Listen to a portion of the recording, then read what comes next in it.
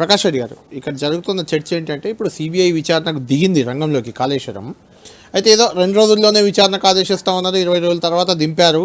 ఇప్పుడు సిబిఐ ఏం చెప్పబోతుంది అనేది ఇంట్రెస్టింగ్ పాయింట్. అంటే సిబిఐ ఫైనల్ రిపోర్ట్ ఏది ఉంటే అది ఏ నిర్ణయం తీసుకుంటే దానికి అందరికీ కట్టుబడి ఉండాలి. కానీ వెంకట్ గారు అంటున్నారు సిబిఐ ఒకవేళ క్లీన్ చిట్ ఇస్తే బీఆర్ఎస్కి అది బీజేపీ బీఆర్ఎస్ ములాఖాత్ అయినట్లే అంటున్నారు. సార్ రాజకీయ ముందు పెద్దలిద్దరికి నమస్కారం పెడుతున్నా మధ్యాహ్నం పూట. కానీ ఒకటి మాత్రం ఏంటంటే సిబిఐ ఏం చేస్తారు అనేది మీరు చెప్తారా నేను చెప్తాను? చెప్పలేము. కొన్ని కాంగ్రెస్ పార్టీ చెప్తుందా, కొన్ని బీజేపీ చెప్తుందా? సిబిఐకి కొన్ని గైడ్ లైన్స్ ఉన్నాయి. ఇప్పుడు సిబిఐకి ఎందుకు రెఫర్ చేసినాం? సిబిఐ మీద మాకు నమ్మకం లేదు, అయినా రెఫర్ చేసినాం. ఎందుకు రెఫర్ చేసినారు? ఏ ఇష్యూ అయినా కూడా మొత్తం కాళేశ్వరానికి 1,00,000 కోట్లు ఖర్చు అయింది. దాంట్లో ఏమైనా అవినీతి జరిగిందా, నాణ్యత లోపం ఉందా, డబ్బులు మారినాయా, ఎవరికైనా అవినీతి సొమ్ము మార్పు వచ్చింది? ఎందుకంటే దాంట్లో ప్రాథమికమైన ఆధారాలు ఏంటంటే ఈ యొక్క కాళేశ్వరం ప్రాజెక్ట్ సంబంధించిన చీఫ్ ఇంజనీరింగ్లో లేకపోతే వాళ్ళ ఉద్యోగ ఇంపార్టెంట్ ఇంజనీరింగ్లో 100 కోట్లు దొరికినాయి. కాబట్టి ప్రాథమిక ఆధారం, డబ్బులు చేతులు మారినటువంటి ఒక ఆధారం. కాబట్టి 1,00,000 కోట్ల అవినీతి జరిగిందని కదా. ఈ 1,00,000 కోట్లలో ఎన్ని 100 కోట్ల 1000 కోట్ల ఏం మారింది, ఎంత మారింది, ఎవరు చేశారు, దాంట్లో అవినీతి పాత్ర ఎంత, అవినీతి వల్ల అవి ఎంత కుంగిపోయినాయి.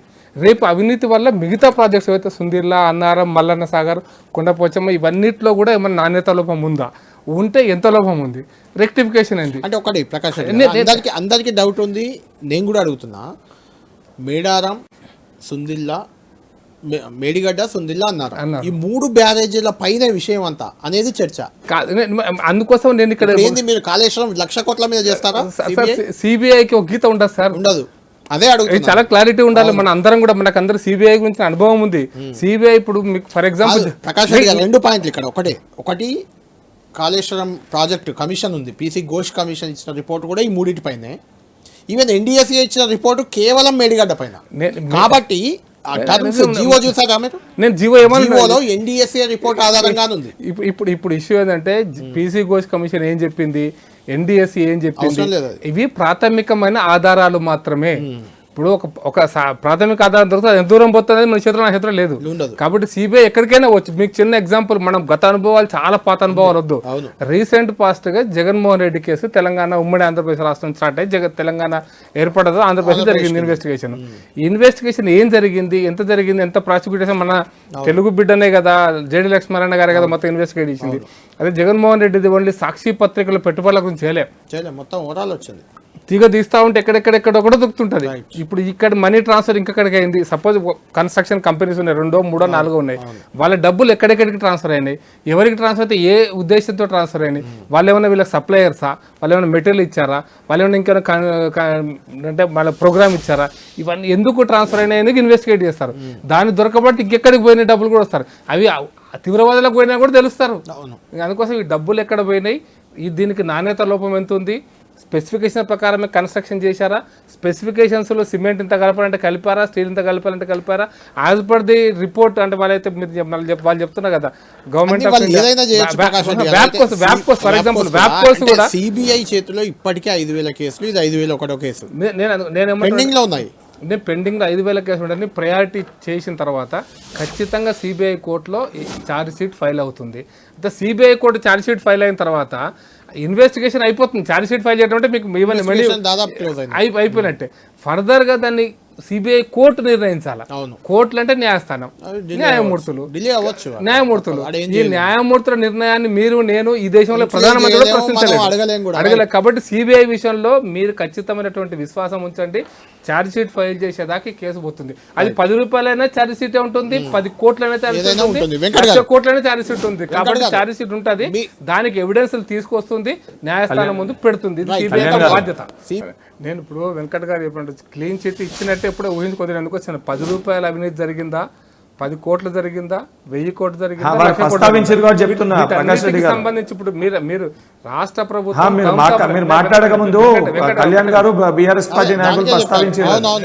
వెంకట్ గారు, నేను ఇప్పుడు వీళ్ళు టర్మ్స్ ఆఫ్ రెఫరెన్స్ లో 3 ప్రాజెక్టుల మీద జరిగింది, పీసీ కోర్స్ కమిషన్ నిబంధన అక్కడి ఆధారంగా, వరకే పరిమితం లేకపోతే ఏసీబీ కేసు ఆధారంగా, లేకపోతే ఎన్డీఏ ఆధారంగా ఇవి ఇన్వెస్టిగేషన్ జరుగుతుంది. ఇన్వెస్టిగేషన్ ఇక్కడే ఆగదు. ఒక ఎనీ మర్డర్ కేసులో ఇన్వెస్టిగేషన్ ఎవరెవరు తోకబట్టుకుంటారు, ఈయనకి ఎవరు ప్రేరేపించారు, ఆయనకి ఎవరు తుపాకీ సప్లై చేశారు, ఆయనకి ఎవరు డబ్బులు ఇచ్చారు ఏమైనా తుపాకీ చంపడానికి, ఇక్కడ పోతే ఏదైనా ఇంకోటి దొరకొచ్చు కాక. ఇప్పుడు మొత్తం కాళేశ్వరం ఇక్కడ ఫైనాన్స్ మినిస్టర్ కూడా మీ ఈటెల రాజేందర్ ఉన్నారు నేను కూడా ఉండిండొచ్చు. కాబట్టి ఆయన కాపాడే ప్రయత్నం వెంకట్ గారి డౌట్, ఆయన కాపాడే ప్రయత్నంలో ఉంటారు కదా. నేను కూడా ఉన్నానేమో. కాబట్టి దాంట్లో ఇన్వెస్టిగేషన్ లో ఏం తేలుతుంది, ఎట్లా తేలుతుంది అనేది మనం మీరు నేను ఊహించలేము. సిబిఐ ఇన్వెస్టిగేషన్ ఈ రోజు దేశంలో ఉన్నంత వరకు, నేను ఒకటి మాత్రం ఖచ్చితంగా ముగిస్తాను సార్, ఈ రోజు దేశంలో ఉన్నంత వరకు లేదా మొత్తం ప్రపంచ స్థాయిలో ఉన్నటువంటి ఇన్వెస్టిగేషన్ ఏజెన్సీస్ ఎవరైనా తీసుకుంటే పొలిటికల్ స్టేట్మెంట్స్ పక్కన పెడదాం, బట్ ఉన్నంతలో సిబిఐ ఈజ్ వెల్వర్స్, అంటే చాలా బాగా చేయగలిగేటువంటి, అంటే దర్యాప్తు చేయగలిగేటువంటి ఒక సంస్థ, అనుభవం ఉన్న సంస్థ. కాబట్టి గత అనుభవాలను దృష్టిలో పెట్టుకొని సిబిఐ బాగా చేస్తా అనుకుంటాం. ఊహాజనితమైన ప్రశ్నలకు తావులేదు, దొంగలు దొరకబడతారు. 2 పాయింట్లు అండి. ఖచ్చితంగా కేసీఆర్ ని కాళేశ్వరం అవినీతిలో అరెస్ట్ చేస్తామని పదే బీజేపీ కాంగ్రెస్ చెప్తూ వచ్చాయి.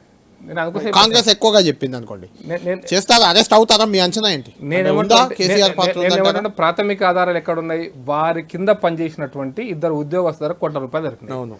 దాని అర్థం ఏంది, మునుపటి ఫైనాన్స్ మినిస్ట్రీ లేదా కాళేశ్వరం రివర్ డెవలప్మెంట్ అథారిటీ అది పెట్టారు కదా ప్రాజెక్ట్ మొత్తం, అది ప్రాజెక్ట్ దానికి అప్పు తీసుకున్నారు కదా, దాంట్లో ఎక్కడెక్కడ డబ్బులు మారినాయి, ఎంత మారినాయి, దాంట్లో డబ్బులు ఎక్కడ ట్రాన్స్ఫర్ అయినా ఈడీ కూడా వస్తుంది రేపు పొద్దున.